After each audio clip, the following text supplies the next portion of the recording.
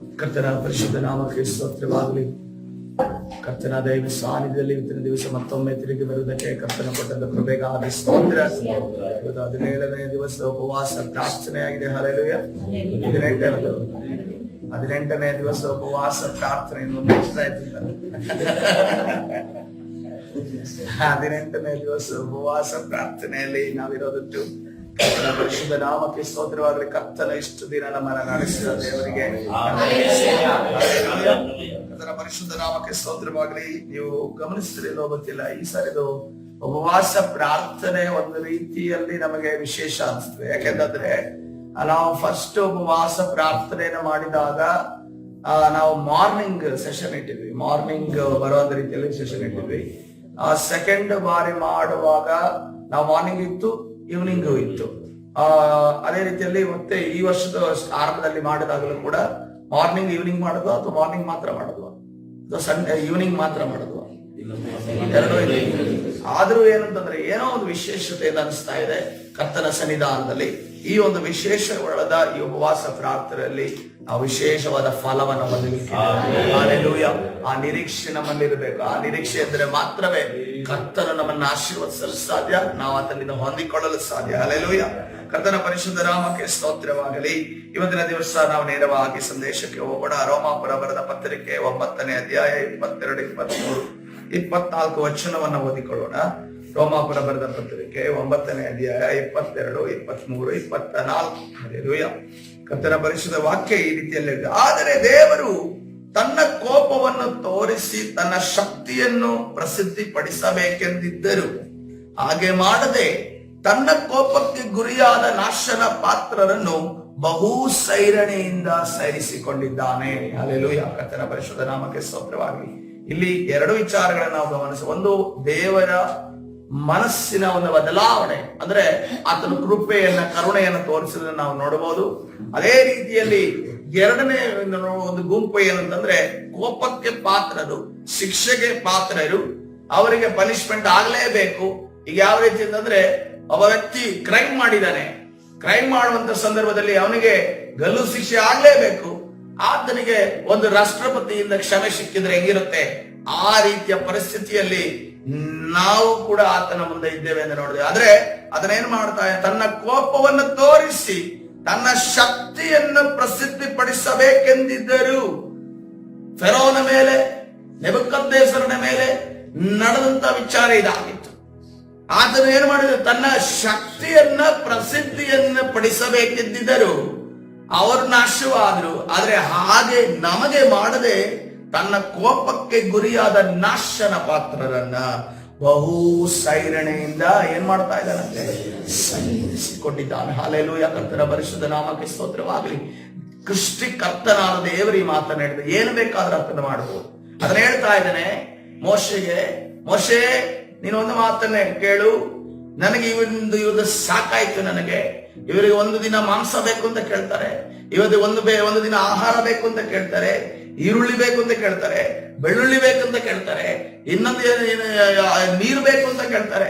ಇವ್ರದ್ದು ಸಾಕಾಯ್ತು ನನಗೆ, ನಾನು ನಿನ್ನಿಂದ ಹೊಸ ಒಂದು ಜನಾಂಗವನ್ನು ಉಂಟು ಮಾಡ್ತೇನೆ, ಇವ್ರನ್ನೆಲ್ಲವನ್ನು ಅಳಿಸಿ ಬಿಡುತ್ತೇನೆ ಅಂತ ಅನ್ಕೊಂಡು ಹೇಳಿದಾಗ ನಾವು ಗಮನಿಸಿರಿ, ಕರ್ತನಾದ ಉಂಟು ಮಾಡಿದವನ ಆತನಿಗೆ ಎಷ್ಟು ಕಷ್ಟವಾಗಿರಬಹುದು, ಎಷ್ಟು ನೋವಾಗಿರಬಹುದು, ಎಷ್ಟು ಬಾಧೆ ಆಗಿರಬಹುದು. ಅದು ಯಾರು ಕೂಡ ಅಲ್ಲ, ನಮ್ಮಂತ ಕೈಕಾಲುಗಳು, ನಮ್ಮಂತ ತಲೆ ಕಾಲುಗಳಿದ್ದಂತ ಮನುಷ್ಯರೇ ಆತನಿಗೆ ದುಃಖ ಕೊಟ್ಟಿರೋದಾಗಿದೆ. ಯಾವ ಪ್ರಾಣಿಗಳು, ಕಾಡಿನಲ್ಲಿರುವಂತಹ ಪ್ರಾಣಿಗಳಾಗಲಿ, ನಗರದಲ್ಲಿರುವಂತಹ ಪ್ರಾಣಿಗಳಾಗಲಿ, ಅವರಿಗೆ ಆ ಚಿಂತೆಯನ್ನ, ನೋವನ್ನ ಕೊಟ್ಟಿಲ್ಲ. ಯಾರು ಕೊಟ್ಟಿರೋದು? ನಮ್ಮಂತ ಇರುವಂತ ಸ್ವಭಾವವುಳ್ಳಂತ ಜನನೇ ಕೊಟ್ಟಿದ್ದಾರೆ. ಅದೇ ರೀತಿಯಲ್ಲಿ ಈ ದಿನಮಾನದಲ್ಲಿ ಕೂಡ ಕರ್ತನ ಹೇಳ್ತಾ ಇದ್ದಾನೆ, ದೇವರು ತನ್ನ ಕೋಪವನ್ನು ತೋರಿಸಿ ತನ್ನ ಶಕ್ತಿಯನ್ನು ಪ್ರಸಿದ್ಧಿ ಪಡಿಸಬೇಕೆಂದಿದ್ದರು. ಹಾಗೆ ಮಾಡದೆ ತನ್ನ ಕೋಪಕ್ಕೆ ಗುರಿಯಾದ ನಾಶನ ಪಾತ್ರರನ್ನು ಬಹು ಸೈರಣೆಯಿಂದ ಸೈರಿಸಿಕೊಂಡಿದ್ದಾನೆ. ಮತ್ತು ಪ್ರಭಾವ ಹೊಂದುವುದಕ್ಕೆ ತಾನು ಮುಂದಾಗಿ ಸಿದ್ಧ ಮಾಡಿದ ಕರುಣ ಪಾತ್ರದಲ್ಲಿ ತನ್ನ ಮಹಿಮೆಯ ಅತಿಶಯವನ್ನು ತೋರ್ಪಡಿಸಿದ್ದಾನೆ. ಹಲ್ಲೆಲೂಯಾ. ಕರ್ತನ ಪರಿಶುದ್ಧ ನಾಮಕ್ಕೆ ಸ್ತೋತ್ರವಾಗಲಿ. ಅದನ್ನೇನುತ್ತದೆ, ನಮ್ಮ ಮೇಲೆ ಕರುಣೆಯನ್ನು ತೋರಿಸಿದ್ದಾನೆ. ಹಲ್ಲೆಲೂಯಾ. ಅದೇ ರೀತಿಯಲ್ಲಿ ಮುಂದಿನ 24ನೇ ವಚನವನ್ನು ನೋಡುವಾಗ, ಆತನು ಕರುಣಿಸಿದ ನಮ್ಮನ್ನು ಯಹೂದ್ಯರೊಳಗಿಂದ ಮಾತ್ರ ಅಲ್ಲ, ದೇವರ ಧರ್ಮಶಾಸ್ತ್ರದ ಪ್ರಕಾರವಾಗಿ ನಡೆಯುವಂತ ಅವರೊಳಗಿಂದ ಮಾತ್ರವಲ್ಲ, ಕರೆಯದೆ ಹೋಶೇಯನ ಗ್ರಂಥದಲ್ಲಿ ಸೂಚಿಸಿದ ಅನ್ಯ ದೇಶದೊಳಗಿಂದ ಸಹ ನಮ್ಮನ್ನ ಕರೆದನು. ಹಲ್ಲೆಲೂಯಾ. ಅದನ್ನು ಯಹೂದ್ಯರನ್ನ ಮಾತ್ರ ಕರುಣಿಸಿದ್ದಲ್ಲ, ಆ ಊರಣ್ಣವರೆಯಾದ ಆ ಒಂದು ಯಹೂದ್ಯರನ್ನ ಮಾತ್ರ ತನ್ನ ಜನಾಂಗ ಎಂದು ಹೇಳಿದ್ದು ಮಾತ್ರವಲ್ಲ, ಆತನು ಕಾಡೆಣ್ಣೆ ಮರಕ್ಕೆ ಊರೆಣ್ಣೆ ಮರಕ್ಕೆ ಕಸಿ ಹೊಂದಿದಂತ ನಮ್ಮನ್ನು ಕೂಡ ಅದನ್ನು ಹೇಳಿದ್ದಾನೆ, ಅದನ್ನು ತನ್ನ ಮಕ್ಕಳೆಂದು ಹೇಳಿದ್ದಾನೆ. ಹಲ್ಲೆಲೂಯಾ. ಅದನ್ನು ನಮ್ಮನ್ನು ಕೂಡ ಕರುಣಿಸಿದ್ದಾನೆ. ಹಲ್ಲೆಲೂಯಾ. ಆದ್ರೆ ಅಲ್ಲಿ ಒಂದು ವಿಚಾರ ಬರೆದು ಹೋಶೇಯನ ಗ್ರಂಥದ ವಚನದಲ್ಲಿ ಎಂದು ಬರೆದು, ಹೋಶೇಯನ ಗ್ರಂಥದ ವಚನದಲ್ಲಿ ಏನಿದೆ? ಒಂದು ಸಾರಿ ನಮ್ಮ ಸತ್ಯವೇದವನ್ನು ಹೋಶೇಯನ ಗ್ರಂಥಕ್ಕೆ ತಿರುಗಿಸೋಣ. ಹೋಶೇಯನ ಕಥೆ ಏನಪ್ಪ ನೋಡುವಾಗ, ಹೋಶೇಯ ಆತನು ಪ್ರವಾದಿಯಾಗಿದ್ದಾನೆ, ಇಸ್ರೇಲ್ ದೇಶದ ಪ್ರವಾದಿಯಾಗಿದ್ದಾನೆ. ಆತನು ಪ್ರವಾದನೆಯನ್ನ ನುಡಿಯುವಂತ ವ್ಯಕ್ತಿ. ಆದ್ರೆ ಪ್ರವಾದನೆಯನ್ನ ನುಡಿಯುವಂತ ವ್ಯಕ್ತಿ ಎಂತ ಹಾದಿಯಂತೆ ದಾರಿಯಲ್ಲಿ ಹಾದು ಹೋಗ್ತಿದ್ದಾನೆ ಅಂತಂದ್ರೆ, ದೇವರು ಎಂತ ಟಾಸ್ಕ್ ಅನ್ನ ಕೊಡ್ತಿದ್ದಾರೆ ಅಂತಂದ್ರೆ, ನಾನು ಪ್ರವಾದಿ, ನಾನು ದೇವರ ವಿರುದ್ಧವಾಗಿ ಯಾವುದೇ ಕಾರ್ಯವನ್ನ ಮಾಡದವನು, ನಾನು ಸೇವೆ ಮಾಡುವವನು ಅನ್ಕೊಂಡು ಹೇಳುವಂತಹ ವ್ಯಕ್ತಿಗೆ ದೇವರು ಹೇಳ್ತಾ ಇದ್ರೆ, ನೀನು ಹೋಗಿ ವ್ಯಭಿಚಾರಿಣಿ ಸ್ತ್ರೀಯನ್ನ ಮದುವೆ ಆಗು ಅಂತ ಹೇಳ್ತಾ ಇದ್ದಾರೆ. ಹಲ್ಲೆಲೂಯಾ. ಎಂತ ಟಾಸ್ಕ್ ಅಲ್ವಾ? ವ್ಯಭಿಚಾರಣೆ ರೆಡ್ ಲೈಟ್ ಏರಿಯಾದಲ್ಲಿ ಒಂದು ಸ್ತ್ರೀಯನ್ನ ಹೋಗಿ, ಈಗ ಯಾರಿಗಾದ್ರೂ ಪಾಸ್ಟರ್ಗೆ ಹೋಗಿ ನಿನ್ ಮದುವೆ ಆಗೋದು ದೇವ್ರ ದರ್ಶನ ಕೊಟ್ಟಾಗಿ ಹೋಗಿ ನಿನ್ ಮದುವೆ ಆಗು. ಏನಕ್ಕೆ ಅದು ನಿದರ್ಶನ? ಏನಕ್ಕೆ ಅದು ಮಾಡ್ತಾ ಇದಾರೆ? ಇಸ್ರೇಲ್ ಜನರು ವ್ಯಭಿಚಾರಣೆ ಸ್ತ್ರೀಯ ಹಾಗೆ ದೇವರ ಮುಂದೆ ನಿಂತಿದ್ದಾರೆ. ಯಾರನ್ನ ಮೊದಲಿಂಗನದ ತನ್ನ ಗಂಡನನ್ನು ಕಂಡುಕೊಳ್ಳಬೇಕಾಗಿತ್ತು, ದೇವರನ್ನ ಮಾತ್ರನೇ ನನ್ನ ದೇವರು ಎಂದು ಕರೀಬೇಕಾಗಿದೆ. ಆದ್ರೆ ಇಸ್ರೇಲ್ ಏನ್ ಮಾಡ್ತಾ ಇದ್ರೆ, ಅದನ್ನ ಬಿಟ್ಟು ಬೇರೆಲ್ಲವನ್ನ ಮಾಡ್ತಾ ಇದ್ರೆ. ಅದಕ್ಕೋಸ್ಕರ ಇಸ್ರೇಲ್ ಜನರಿಗೆ ನೀನು ನಿದರ್ಶನವನ್ನು ತೋರಿಸ್ಬೇಕೇನು? ತನ್ನ ಫ್ಯಾಮಿಲಿಯ ಮೆಂಬರ್ ಒಂದು ವ್ಯಭಿಚಾರಣೆ ಸ್ತ್ರೀ ಆಗಿರ್ಬೇಕು ಅಂತ ಅನ್ಕೊಂಡು ಹೋಶೇಯ ಪ್ರವಾದಿಗೆ ಹೇಳ್ತಾ ಇದ್ದಾನೆ. ಎಂತ ಕಷ್ಟಕರವಾದ ಒಂದು ಪರಿಸ್ಥಿತಿಯಲ್ಲಿ ಪ್ರವಾದಿಗಳಾಗುತ್ತೆ. ಅದಕ್ಕೋಸ್ಕರವಾಗಿ ಕೆಲವು ಬಾರಿ ನಾವು ಬಹಳ ಸುಲಭವಾಗಿ ಆಲೋಚನೆ ಮಾಡ್ತೀವಿ. ನೋಡ್ರಿ, ನಿಮ್ಮ ಮನೆಯಲ್ಲಿರುವಂತ 4 ಜನರ ನಮ್ಮ ಬಗ್ಗೆ ಸೇವಕರು ಅಂದ್ರೆ ಎಲ್ಲ ಸೇವಕರ ಸೇವೆಯಲ್ಲಿರುವವರು ಎಲ್ಲ ಸೇವಕರ ಬಗ್ಗೆ ನಾನು ಮಾತಾಡ್ತಾ ಇದ್ದೇನೆ. ನೋಡ್ರಿ, 4 ಜನ ನಾವು ಒಂದು ಫ್ಯಾಮಿಲಿ ಇರೋದಾದ್ರೆ ನಮ್ಮನ್ನೇ ನಿಭಾಯಿಸೋದೇ ಕಷ್ಟ. ಬೆಳಗ್ಗೆ ಆದ್ರೆ ಜಗಳ ಎತ್ಕೊಬಿಡುತ್ತೆ, ಜಗಳ ರಣರಂಗ ಆಗ್ಬಿಡುತ್ತೆ. ಒಬ್ರು ಮುಖ ನೋಡದೆ ನಾವು ಸೀದಾ ಆಫೀಸ್ಗೋ, ಸ್ಕೂಲ್ಗೋ, ಕಾಲೇಜ್ಗೋ ಹೋಗ್ಬಿಡ್ತೀವಿ. ಆದ್ರೆ ಇಷ್ಟೂ ಕುಟುಂಬಗಳು ಒಟ್ಟಿಗೆ ಸೇರಿ ಬಂದು ಕರ್ತನ ಸನ್ನಿಧಿಯಲ್ಲಿ ಕೂತು ಅವರ ವಿಚಾರಗಳನ್ನ ಎಲ್ಲವನ್ನ ನಿಭಾಯಿಸಬೇಕು ಅಂತ ದೇವರು ಕರೆದು ಯಥಾರ್ಥವಾಗಿ ಸೇವೆ ಮಾಡುವಂತ ಸೇವಕರ ಬಗ್ಗೆ ನಾನು ಮಾತಾಡ್ತಾ ಇದ್ರೆ ಅವ್ರಿಗೆ ಎಷ್ಟು ಕಷ್ಟಗಳಿರ್ತವೆ. ನೋಡ್ರಿ, ಇಲ್ಲೊಂದು ಸೇವಕನ ಕತಿ ನೋಡ್ರಿ, ಯಾವ ರೀತಿಯಲ್ಲಿ ಆತನನ್ನ ದೇವರು ಒಂದು ದಾರಿಯಲ್ಲಿ ನಡೆಸ್ತಾ ಇದ್ದಾರೆ ಅಂತಂದ್ರೆ, ವ್ಯಭಿಚಾರಣಿ ಸ್ತ್ರೀಯನ್ನ ಮದುವೆ ಆಗುವಂತ ಹೇಳೋದಂದ್ರೆ ಅದನ್ನ ಪಾಲಿಸೋದು, ಅದರಂತೆ ಮಾಡೋದು ಎಷ್ಟು ಕಷ್ಟಕರವಾದ ಪರಿಸ್ಥಿತಿ.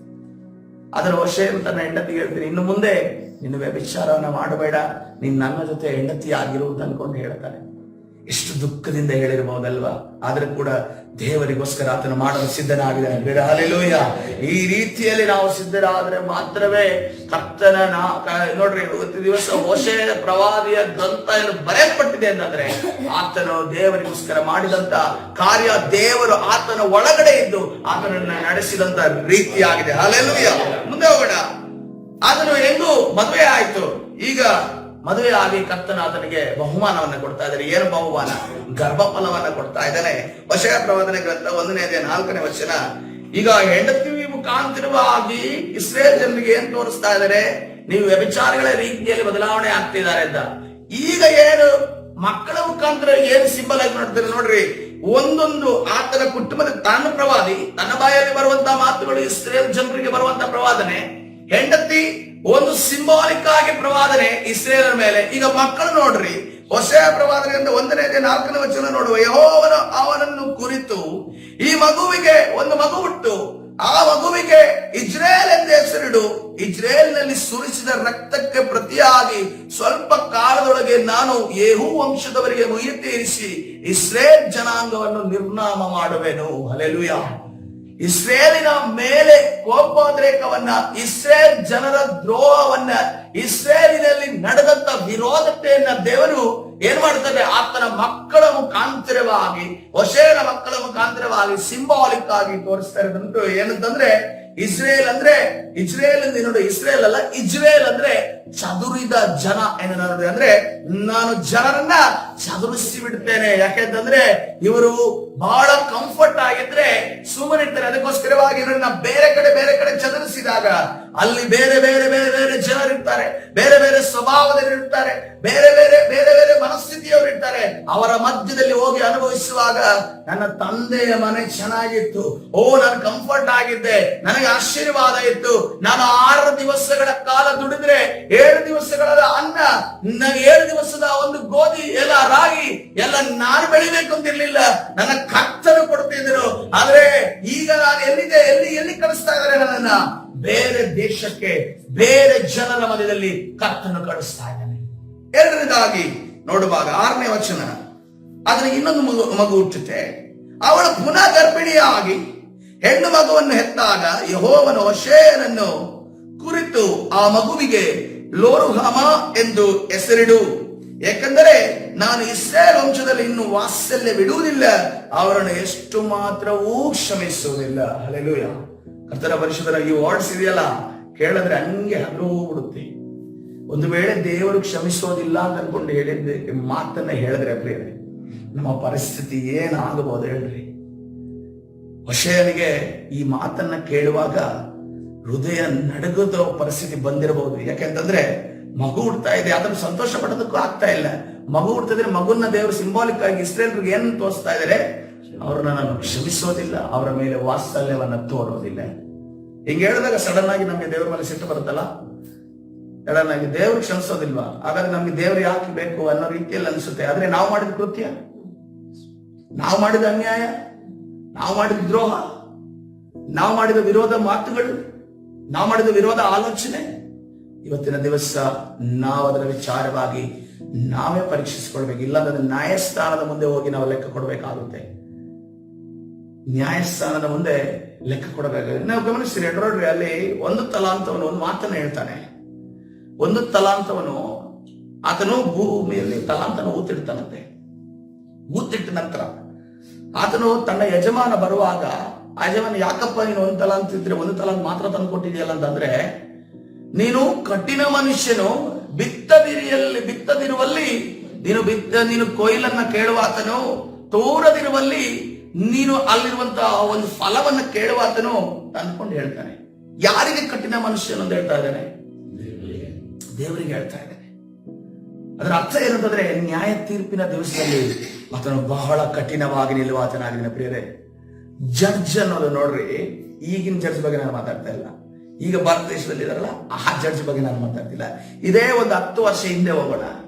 ಜಡ್ಜ್ ಅಂತಂದ್ರೆ ಬಹಳ ಕಟ್ಟುನಿಟ್ಟಿನ, ಅವರು ಯಾವುದೇ ಕಾರಣಕ್ಕೂ ಆ ಕಡೆ ಈ ಕಡೆ ಅಲ್ಲಾಡೋರು. ಏನು ನ್ಯಾಯ ಇದೆಯೋ ಅದನ್ನ ನ್ಯಾಯವನ್ನು ಪಡೆದ್ರೆ, ಅದನ್ನ ಒಂದು ವೇಳೆ ಅವನು ತಪ್ಪು ಮಾಡಿದ್ರೆ, ಅಕಸ್ಮಾತ್ ಆಗಿ ಮಾಡಿದ್ರು ಕೂಡ ತಪ್ಪು ನಡೆದಿದೆ ಅನ್ನೋದಾದ್ರೆ ಖಂಡಿತವಾಗಿ ಅದನ್ನ ತೀರ್ಪು ಕೊಡುವಾದ್ರೆ, ಅದೇ ರೀತಿಯಲ್ಲಿ ಕರ್ತನು ಆ ನ್ಯಾಯಸ್ಥಾನದ ನ್ಯಾಯ ತೀರ್ಪಿನ ದಿನದಲ್ಲಿ ಅದನ್ನು ಬಹಳ ಕಠಿಣವಾಗಿ ಕೂರುವಾದನ. ಆ ದಿವಸ ಯಾವ ಕೃಪೆ ಇಲ್ಲ, ಯಾವ ದಯೆ ಇಲ್ಲ, ಯಾವ ಕನಿಕರ ಇಲ್ಲ, ಯಾವ ಕರುಣೆ ಇಲ್ಲ.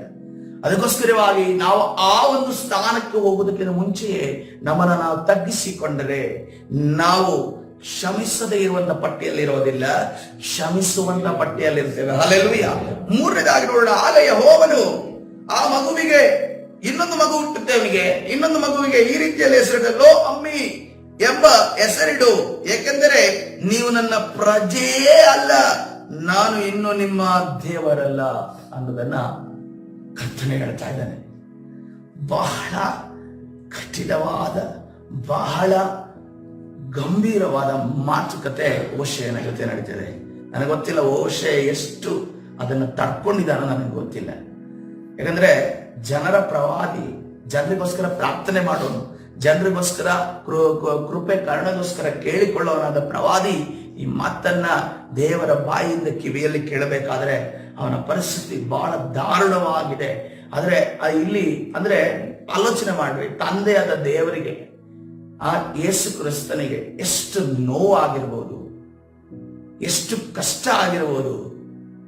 ನಾನು ಇಷ್ಟೆಲ್ಲ ಇವರಿಗೆ ಮಾಡಿದೆ, ಬೇಕಾದ ಏನೆಲ್ಲ ಆಶೀರ್ವಾದಗಳನ್ನು ಕೊಟ್ಟೆ, ತಪ್ಪು ಮಾಡಿದಾಗ ಕ್ಷಮಿಸಿದೆ, ಇವರ ಮೇಲೆ ಶಿಕ್ಷಾಹಸ್ತವು ಬಂದಾಗ ನನ್ನ ರಕ್ತವನ್ನು ತೋರಿಸಿ ನಾನು ಅವರಿಗೆ ತಂದೆಯಿಂದ ಶಿಕ್ಷೆ ಬಾರದ ಹಾಗೆ ನೋಡಿಕೊಂಡೆ.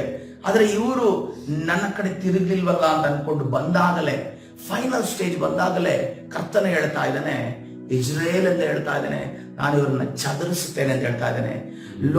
ಇನ್ನೊಂದು ಹೇಳ್ತಾ ಇದ್ದಾನೆ, ನೆಕ್ಸ್ಟ್ ಲೋರುಹಾಮ ಅಂತ ಹೇಳ್ತಾ ಇದ್ದಾನೆ. ಅಂದ್ರೆ ಇವರನ್ನ ನಾನು ವಾತ್ಸಲ್ಯ ಬಿಡೋದಿಲ್ಲ, ಇವರನ್ನ ಕ್ಷಮಿಸೋದಿಲ್ಲ ಅಂತ ಹೇಳ್ತಿದ್ದಾನೆ. ಲೋ ಅಮ್ಮಿ ಅಂತ ಹೇಳ್ತಾ ಇದ್ದಾನೆ, ಇವರು ನನ್ನ ಪ್ರಜೆಯೇ ಅಲ್ಲ, ನನ್ನ ದೇವರಲ್ಲ ಎನ್ನುವುದನ್ನು ಹೇಳ್ತಾ ಇದ್ದಾನೆ. ಹಲ್ಲೆಲೂಯಾ, ಕರ್ತನ ಪರಿಶುದ್ಧ ನಾಮಕ್ಕೆ ಸ್ತೋತ್ರವಾಗಲಿ. ಆದ್ರೆ ನೋಡ್ರಿ, ದೇವರು ಇಷ್ಟು ಕಠಿಣವಾಗಿ ತನ್ನ ಮಕ್ಕಳ ಬಗ್ಗೆ ಮಾತನಾಡಿದ್ರು ಕೂಡ ಆತನು ಒಂದನ್ನ ನಮ್ಮಿಂದ ನಿರೀಕ್ಷಿಸ್ತಾ ಇದ್ದಾನೆ. ನೀನು ಇದುವರೆಗೆ ನಿಂದು ಫೈಲ್ ಎಲ್ಲವೂ ಕೂಡ ಬ್ಲಾಕ್ ಲಿಸ್ಟ್ ಆಗಿದೆ. ಎಲ್ಲ ತಪ್ಪುಗಳನ್ನ ಮಾಡಿದೆ. ಆದ್ರೆ ಕರ್ತನಿಗೆ ಒಂದು ಮಾತನ್ನ ಹೇಳ್ತಾ ಇದ್ದೇನೆ ಪ್ರಿಯ ಸಭೆಗೆ, ಲೈವ್ ಅಲ್ಲಿರುವವರಿಗೆ ಮತ್ತೆ ಇಲ್ಲಿ ಕೂತವರಿಗೂ ಕೂಡ ಕರ್ತನ ಒಂದು ಮಾತನ್ನ ಹೇಳ್ತಾನೆ. ದೇವರು ಒಂದು ಮಾನಸಾಂತರ ನಿರೀಕ್ಷಿಸ್ತಾ ಇದ್ದಾರೆ. ಹಲ್ಲೆಲೂಯಾ. ಒಂದೇ ಒಂದು ಮಾನಸಾಂತರ. ದೇವರ ಕಡೆ ತಿರುಗೋದಾದ್ರೆ ಇಲ್ಲಿ ಆರ್ಗ್ಯುಮೆಂಟ್ ಬೇಡ, ನಮ್ದೇನಿಲ್ಲ. ಯಾಕಂದ್ರೆ ಹೌದಾದ್ರೆ ಹೌದು, ಇಲ್ಲ ಅಂದ್ರೆ ಇಲ್ಲ. ಯಾರ ಪ್ರೇರೇಪಣೆ? ಈಗ ನೋಡ್ರಿ, ಯಾರೋ ಆದಾಮನ ಬಳಿಗೆ ಬಂದ್ರೆ ಅವನೊಂದು ಆರ್ಗ್ಯುಮೆಂಟ್ ಮಾಡಿ, ಅವಳ ಬಳಿಗೆ ಬಂದ್ರೆ ಅವನೊಂದು ಆರ್ಗ್ಯುಮೆಂಟ್ ಮಾಡಿ, ನನ್ ತಪ್ಪೊಂದು ಹೇಳ್ತಿಲ್ಲ, ನನಗೆ ಇದು ಅಂತ ಅನ್ಕೊಂಡು ಹೇಳಿಲ್ಲ, ನಾನು ಮಾಡ್ದೆ ಅಂತ ಅನ್ಕೊಂಡು ಹೇಳ್ತಾ ಇಲ್ಲ. ನೀನು ಕೊಟ್ಟಿರುವಂತ ಯಾರ ಮೇಲೆ ನೀನು ಕೊಟ್ಟಿರುವಂತ ಅನ್ಕೊಂಡು ಹೇಳಿದ್ರೆ ದೇವರ ಮೇಲೆ ದೂರ ಏರಿಸ್ತಾ ಇದ್ದಾರೆ. ಈಗ ಕರ್ತನು ಕೂಡ ನಮ್ಗೆ ಹೇಳ್ತಾ ಇದ್ದೇನೆ, ನೋ ಆರ್ಗ್ಯುಮೆಂಟ್, ಏನು ಆರ್ಗ್ಯುಮೆಂಟ್ ಬೇಡ, ನೀನು ವಾದ ಮಾಡೋದೇ ಬೇಡ. ನೀನಂದ್ರೆ ಡೈರೆಕ್ಟ್ ಆಗಿ ಏನಂದ್ರೆ, ಈ ಕೆಲವರು ಕಳ್ಳರು ಏನ್ ಮಾಡ್ತಾರೆ ನೋಡಿ, ಅವರು ಇನ್ನೇನು ಅವ್ರು ತಪ್ಪಿಸ್ಕೊಳ್ಳಕ್ಕೆ ಆಗೋದಿಲ್ಲ ಅಂತಂದಾಗ ಏನ್ ಮಾಡ್ತಾರೆ, ಡೈರೆಕ್ಟ್ ಸರೆಂಡರ್ ಆಗ್ತಾರೆ.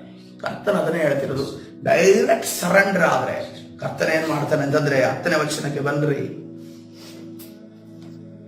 10ನೇ ವಚನಕ್ಕೆ ಬಂದ್ರೆ ತೀರ್ಪು ಚೇಂಜ್ ಆಗ್ತಾ ಇದೆ. ಇಸ್ರೇಲ್ಯರ ಸಂಖ್ಯೆಯು ಅಳೆಯುವುದಕ್ಕೂ ಲೆಕ್ಕಿಸೋದಕ್ಕೂ ಅಸಾಧ್ಯವಾದ ಸಮುದ್ರ ತೀರದ ಉಸುವಿನಂತಾಗುವುದು. ಆಗ ಅವರು ನನ್ನ ಪ್ರಜೆಯಲ್ಲದವರು ಎಣಿಸಿಕೊಳ್ಳುವುದಕ್ಕೆ ಬದಲಾಗಿ ಜೀವ ಸ್ವರೂಪನಾದ ದೇವರ ಮಕ್ಕಳು ಎಣಿಸಿಕೊಳ್ಳುವರು. ಇಷ್ಟರವರೆಗೆ ಕೋಪ ವಿಚಾರವಾಗಿ, ನ್ಯಾಯ ತೀರ್ಪಿನ ವಿಚಾರವಾಗಿ ಮಾತಾಡಿದ ದೇವರು ಅಲ್ಲೊಂದು ಮಧ್ಯದಲ್ಲಿ ಒಂದು ಕಾರ್ಯ ನಡೀತು ಪ್ರಿಯರೇ, ಒಂದು ಮಾನಸಾಂತರದ ಕಾರ್ಯ.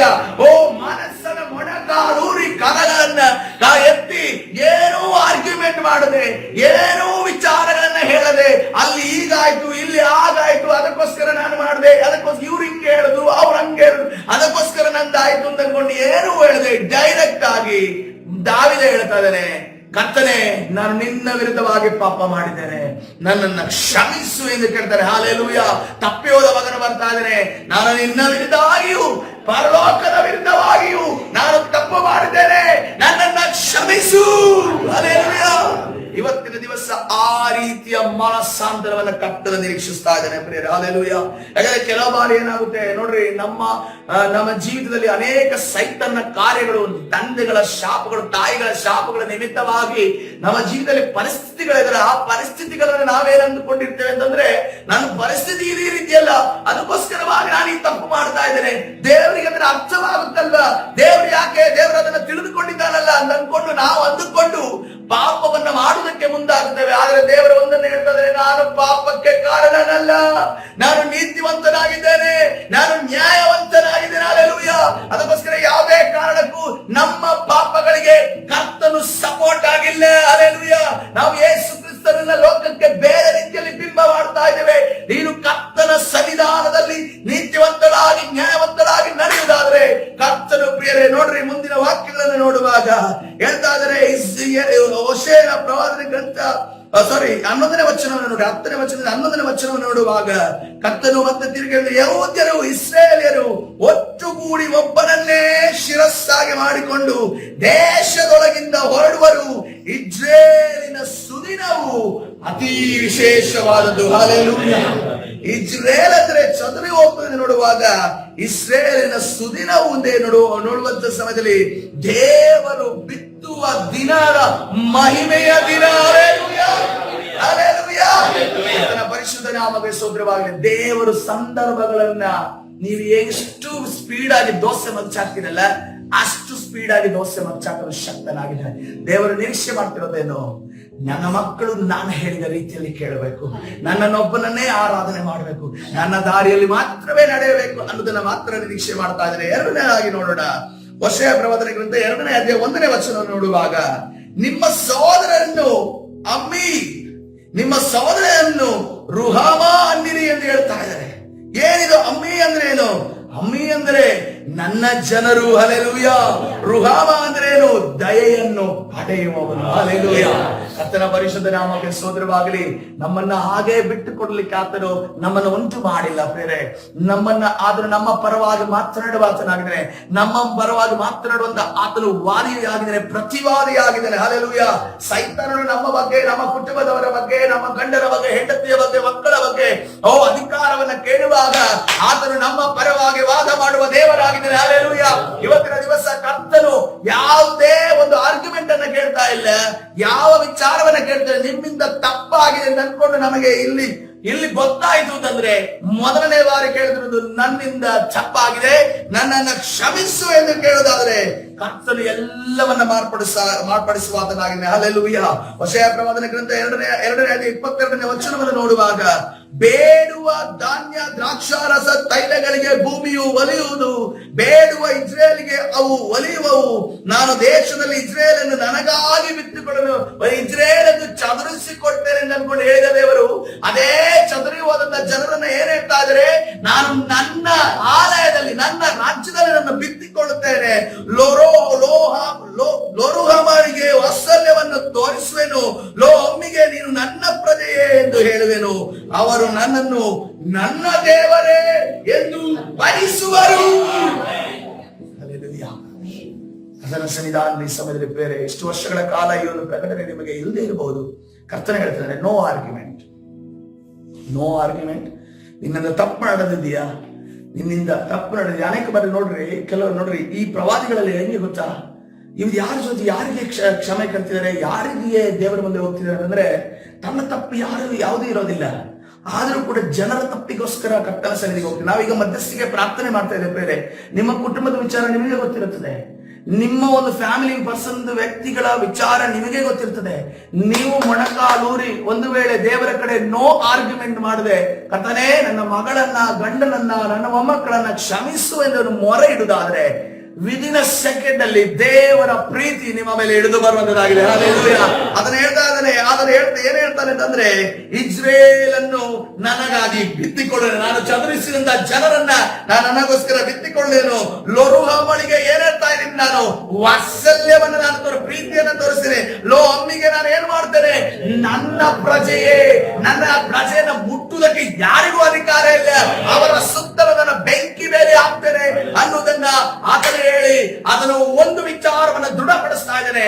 ನನ್ನನ್ನು ನನ್ನ ದೇವರೇ ಎಂದು ಅವರು ಭಜಿಸುವಂತ ಜನರಾಗಿದ್ದಾರೆ. ಹಲ್ಲೆಲೂಯಾ. ಸೈತಾನನ ಮುಂದೆ ಆತನ ಏನ್ ಹೇಳ್ತಾ ಇದ್ದಾನೆ, ಯೋಬನನ್ನ ನೀನು ನೋಡಿದ್ಯಾ? ಎಲ್ಲಿ ತಿರ್ಗಾಡ್ಕೊಂಡು ಬಂದೆ ಸೈತಾನನೇ? ನೀತಿವಂತನಾದ ಯೋಬನನ್ನು ನೀನು ನೋಡಿದ್ಯಾ? ಹಲ್ಲೆಲೂಯಾ. ಅದೇ ರೀತಿಯಲ್ಲಿ ಇವತ್ತಿನ ದಿವಸ ಒಬ್ಬೊಬ್ಬರ ಹೆಸರನ್ನು ಇಟ್ಟು ಕರ್ತನೆ ಹೇಳ್ತಾ ಇದೆ, ಕರ್ತನೆ ಹೇಳುವುದಕ್ಕೆ ಹೋಗ್ತಾ ಇದ್ದೇನೆ. ನೀತಿವಂತನಾದ ವ್ಯಕ್ತಿಗಳ ವಿಚಾರವಾಗಿ ಕರ್ತನ ಮಾತನಾಡ್ಲಿಕ್ಕೆ ಹೋಗ್ತಾ ಇದ್ದೇನೆ. ಹಲ್ಲೆಲೂಯಾ. ನಮ್ಮ ಪರವಾಗಿ ವಾದ ಮಾಡ್ಲಿಕ್ಕೆ ಹೋಗ್ತಾ ಇದ್ದೇನೆ. ಇವತ್ತಿನ ದಿವಸ ನಮ್ಮನ್ನು ನಾವು ಕರ್ತನ ಕರಗಳಿಗೆ ಸಮರ್ಪಿಸೋಣ. ಹಲ್ಲೆಲೂಯಾ. ಐ ಡೋಂಟ್ ನೋ ನಿಮ್ಗೆ ಎಷ್ಟು ಈ ಒಂದು ವಾಕ್ಯ ಒಳಗಡೆ ಹೋಯ್ತು ನನಗೆ ಗೊತ್ತಿಲ್ಲ. ಬಟ್ ಕರ್ತನ ಸನ್ನಿಧಾನದಲ್ಲಿ ಸಮಯದಲ್ಲಿ ನಾವು ಮಾನಸಾಂತರ ಹೊಂದುವುದಾದ್ರೆ, ಯಾವ ವಿಚಾರವೇ ಆಗಿರಬಹುದು, ಕರ್ತನ ಸನ್ನಿಧಾನದಲ್ಲಿ ಮಾನಸಾಂತರ ಹೊಂದುವುದಾದ್ರೆ, ಕರ್ತನ ಸನ್ನಿಧಾನ ಬಾಯಿ ತೆರೆಯೋಣ. ಹಲ್ಲೆಲೂಯಾ. ಒಂದು ವೇಳೆ ನೀವು ಕರ್ತನ ಸನ್ನಿಧಾನದಲ್ಲಿ ನೀತಿವಂತರೇ ಇರಬಹುದು, ನಿಮ್ಮ ಕುಟುಂಬದ ಸದಸ್ಯರ ತಪ್ಪುಗಳು ಏನಿದ್ರೆ ಅವರು ಕ್ಷಮೆ ಕೇಳಿದಾಗ ಅವರಿಗೆ ಗೊತ್ತಾಗ್ತಾ ಇಲ್ಲ, ಎಷ್ಟೇ ಇವರು ಅರ್ಥ ಆಗ್ತಿಲ್ಲ ಅಂತಂದ್ರೆ, ನೀವು ಕರ್ತನ ಸನ್ನಿಧಾನದಲ್ಲಿ ಕ್ಷಮೆಯನ್ನು ಯಾಚಿಸೋದಾದ್ರೆ, ಅವರಿಗೋಸ್ಕರ ನೀವು ದೇವರ ಕರುಣೆಗೋಸ್ಕರ ಪ್ರಾರ್ಥನೆ ಮಾಡೋದಾದ್ರೆ, ಕರ್ತನು ಅವರ ಮೇಲೆ ಆತನ ಕರುಣೆಯನ್ನು ಸುರಿಸುವಾತನಾಗಿದ್ದಾರೆ. ಉಪವಾಸ ಪ್ರಾರ್ಥನೆಯ ಸಮಯದಲ್ಲಿ ಆಶೀರ್ವಾದವಾಗಲಿ. ಇಸ್ರೇಲನ್ನು ಆತನು ಬಿತ್ತುವುದಕ್ಕೆ ಹೋಗ್ತಾ ಇದ್ದಾನೆ, ಚದುರಿಸುವುದಕ್ಕಲ್ಲ.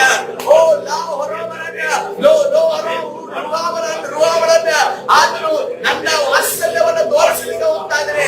ಅಮ್ಮಿಗೆ ಆತನು ನನ್ನ ದೇವರು ಎಂದು ಹೇಳಿದಾಗ ನನ್ನ ಪ್ರಜೆಯಿಂದ ಹೇಳಲಿಕ್ಕೆ ಹೋಗ್ತಾ ಇದ್ದಾನೆ. ಹಲ್ಲೆಲೂಯಾ. ರಿಮಲವ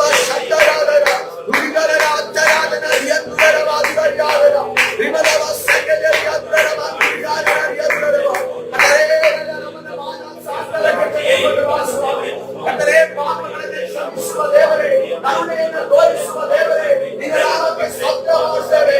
ನಿನ್ನ ಕರುಣೆಯನ್ನು ತೋರಿಸಬೇಕಾಗಿ ಸ್ತೋತ್ರ. ಎಲ್ಲರೂ ಸಭೆಯಲ್ಲಿ ಕರಗಳನ್ನು ಎತ್ತೋಣ. ಹಾಲೆಲೂಯಾ. ಓ ಕರಗಳನ್ನು ಎತ್ತುವ ಕರ್ತನ ಸನ್ನಿಧಾನದಲ್ಲಿ ಮಾಡಿದಂತ ಎಲ್ಲ ತಪ್ಪುಗಳಿಗೋಸ್ಕರ ಕರ್ತನೇ ನನ್ನನ್ನು ಕ್ಷಮಿಸುವೆ ಸ್ವಾಮಿ. ಕರ್ತನೇ, ಎಲ್ಲ ಪಾಪಗಳಿಂದ ಬಿಡುಗಡೆ ಪಡೆದು, ಎಲ್ಲ ಶಾಪಗಳಿಂದ ಬಿಡುಗಡೆ ಪಡೆದು ಸ್ವಾಮಿ. ಕರ್ತನೇ, ನನ್ನನ್ನು ಮನ್ನಿಸುವೆ ಯೇಸುವೇ. ಕರ್ತನೇ, ನಿನ್ನ ಒಂದು ಕರ್ತನೇ ಆಲಯದಲ್ಲಿ ನಿನ್ನ ಒಂದು ಪ್ರಸನ್ನತೆ ಬಂದಲ್ಲಿ ನೀತಿವಂತನಾಗಿ ಪರಿಶುದ್ಧನಾಗಿ ನಾನು ನಿಲ್ಲುವ ಹಾಗೆ ನನಗೆ ಸಹಾಯ ಮಾಡು ಸ್ವಾಮಿ. ಕರ್ತನೇ, ನನ್ನ ತಂದೆ ತಾಯಿಗಳನ್ನ ಮುಟ್ಟು ಸ್ವಾಮಿ, ಅವರನ್ನ ನಿನ್ನ ಕರ್ತನೇ ರಾಜ್ಯಕ್ಕೆ ಕಾರಣವಾಗಿ ಸ್ತೋತ್ರ. ಅವರ ತಲೆವಾರುಗಳನ್ನು ನನ್ನ ತಲೆವಾರುಗಳನ್ನು ಆಶೀರ್ವಾದವಾರು. ಕರ್ತನೇ, ನನ್ನ ತಲೆವಾರುಗಳನ್ನು ಸ್ವಾಮಿ ನಿನ್ನ ಆಶೀರ್ವಾದವಾಗಿ ಸ್ತೋತ್ರ. ಫಲವರ್ಗವನ್ನಾಗಿ ಮಾಡುವುದಕ್ಕಾಗಿ ಸ್ತೋತ್ರ ಯೇಸುವೇ. Thank you, Jesus. ಕರ್ತನೇ, ಪರಿಶುದ್ಧರಾದ ದೇವರಿಗೆ ನಾಮಕ್ಕೆ ಸ್ತೋತ್ರ. ಸರ್ವಶಕ್ತರೇ, ಸರ್ವಬಲ್ಲವರೇ, ಮಹಿಮೆಗಳ ದೇವರೇ, ಈ ಬೆಳಗಿನ ಜಾವದಲ್ಲಿ ನಿನ್ನ ಸನ್ನಿಧಿಗೆ ಬರುವುದಕ್ಕೆ ಕೊಟ್ಟ ಕೃಪೆಗಾಗಿ ಸ್ತೋತ್ರ. ರಾಜಾ ಕರ್ತನೇ, ಹೌದು ಸ್ವಾಮಿ, ವಿತೌಟ್ ಎನಿ ಆರ್ಗ್ಯುಮೆಂಟ್ ಇವತ್ತಿನ ದಿವಸ ನಾವು ಮಾನಸಾಂತರ ಹೊಂದ್ತಾ ಇದ್ದೇವೆ ಸ್ವಾಮಿ. ಕರ್ತನೇ ರಾಜ, ನಮ್ಮ ಹೃದಯದಲ್ಲಿ ಕಿಂಚಿತ್ತಾದ್ರೂ ಕರ್ತನೆ ಒಂದು ಪಾಯಿಂಟ್ ಅಷ್ಟು ಕರ್ತನೆ ರಾಜ ಕರ್ತನೆ ತಪ್ಪು ನಡೆದಿದೆ ಅನ್ನುವ ರೀತಿಯ ಕರ್ತನೆ ಭಾವನೆ ಇರುವುದಾದ್ರೆ, ಒಂದು ವೇಳೆ ಕರ್ತನೆ ನಮ್ಮ ಕುಟುಂಬದವರ ಸದಸ್ಯರಿಂದ ಯಾವ್ದಾದ್ರು ಪಾಪ ಆಗಿದೆ ಅನ್ನೋದು ನಮಗೆ ಗೊತ್ತಿರುವುದಾದ್ರೆ, ಕರ್ತನೆ ಅವರಿಗೆ ಕ್ಷಮೆ ಕೇಳುವುದಕ್ಕೆ ಗೊತ್ತಾಗ್ತಾ ಇಲ್ಲ ಅನ್ನೋದಾದ್ರೆ, ಕರ್ತನೆ ನಿನ್ನ ಸನ್ನಿಧಿಯಲ್ಲಿ ಕರ್ತನೆ ನಾವು ಕರಗಳನ್ನು ಎತ್ತಿ ಮೊರ ಇಡ್ತಾ ಇದ್ದೇವೆ. ಕರ್ತನೆ, ನಮ್ಮನ್ನ ಕ್ಷಮಿಸು. ಕರ್ತನೆ, ನಮ್ಮ ಕುಟುಂಬದ ಸದಸ್ಯರನ್ನ ಕ್ಷಮಿಸು. ನಾವು ಮಾನಸಾಂತರ ಹೊಂದಕ್ಕೆ ಬಯಸ್ತಾ ಇದ್ದೇವೆ, ನಿನ್ನ ಕಡೆ ತಿರುಗುವುದಕ್ಕೆ ಬಯಸ್ತಾ ಇದ್ದೇವೆ. ಈ ಉಪವಾಸ ಪ್ರಾರ್ಥನೆಯಲ್ಲಿ ಬರತಕ್ಕಂಥ ಆಶೀರ್ವಾದವನ್ನ ನಾವು ಹೊಂದಿಕೊಳ್ಳುವಾಗ ಸಹಾಯ ಮಾಡಿ. ಕರ್ತನೆ, ವಾಗ್ದಾನವನ್ನ ಹೊಂದಿಕೊಳ್ಳುವಾಗ ಸಹಾಯ ಮಾಡಿ. ಆಶೀರ್ವಾದದ ಬಾಯಿಯು ನಮಗೋಸ್ಕರ ತೆರೆಯಲ್ಪಡಲಿ ಯೇಸುವಿನ ನಾಮದಲ್ಲಿ. ನಮಗೆ ಮಾರ್ಗವು ಗೋಚರವಾಗಲಿ ಯೇಸುವಿನ ನಾಮದಲ್ಲಿ. ಮುಚ್ಚಿ ಹೋಗುವ ಕರ್ತನೆ ಸೈತಾನನ ಕರ್ತನೆ ಇದರ ನಿಮಿತ್ತವಾಗಿ ಯಾವ ಕಾರ್ಯದಲ್ಲಿ ಕರ್ತನೆ ನಿನ್ನ ಕೋಪೋದ್ರೇಕವು ನಮ್ಮ ಮೇಲೆ ಬರುವಂತೆ ನಮ್ಮ ಮುಖಾಂತರ ಕರ್ತನೆ ಪಾಪವನ್ನ ಕರ್ತನೆ ರಾಜ ತಪ್ಪನ್ನು ಮಾಡಿಸಿದ್ದಾರೋ ಆ ಎಲ್ಲ ಸೈತಾನ ಕಾರ್ಯಗಳು ಲಯವಾಗಲಿ ಯೇಸುವಿನ ನಾಮದಲ್ಲಿ. ಬಿಡುಗಡೆ ಉಂಟು ಮಾಡಿ ನಿನ್ನ ತಾನು ನಡೆಸಿ ಬಲಪಡಿಸಿ ನಿನ್ನ ಪ್ರಸನ್ನತೆಯನ್ನು ತುಂಬು ಸ್ವಾಮಿ. ಕರ್ತನೆ, ಇವತ್ತಿನ ದಿವಸ ನಮ್ಮ ಎಲ್ಲ ಪಾಪಗಳು ನೀಗಲ್ಪಟ್ಟಿದ ಕಾಲ, ಶಾಪಗಳು ನಮ್ಮ ತಲೆಯಿಂದ ತೆಗೆಯಲ್ಪಟ್ಟಿದ ಕಾಲ, ಇವತ್ತೇ ಸ್ವಾಮಿ ಎಲ್ಲ ರೋಗಗಳು ಗುಣ ಉಂಟಾಗುವುದರ ಕಾಲ. ಕರ್ತನೆ ರಾಜ, ಯಾವ ಆಶೀರ್ವಾದ ತಡೆಯಲ್ಪಟ್ಟಿದೆಯೋ ಆ ಎಲ್ಲ ಬಾಗಿಲುಗಳ ಕರ್ತನೆ ತೆರೆಯಲ್ಪಡುವುದ ಕಾಲ. ಬಿಡುಗಡೆ ನಾಯಕನ ನೀನು ಚಲಿಸುವ ಸಪ್ಪ, ನಿನ್ನ ಆಶೀರ್ವದಿಸು, ಬಲಪಡಿಸು, ನಿನ್ನ ಪ್ರಸನ್ನತೆಯಿಂದ ತುಂಬು. ಕರ್ತನಾದ ಯೇಸು ಸ್ವಾಮಿ ಹೆಸರಿನಲ್ಲಿ ಪ್ರಾರ್ಥಿಸಿ ಹೊಂದಿಕೊಳ್ತೇನೆ ಜೀವವುಳ್ಳ ತಂದೆಯೇ, ಆಮೆನ್. ಹಲ್ಲೆಲೂಯಾ.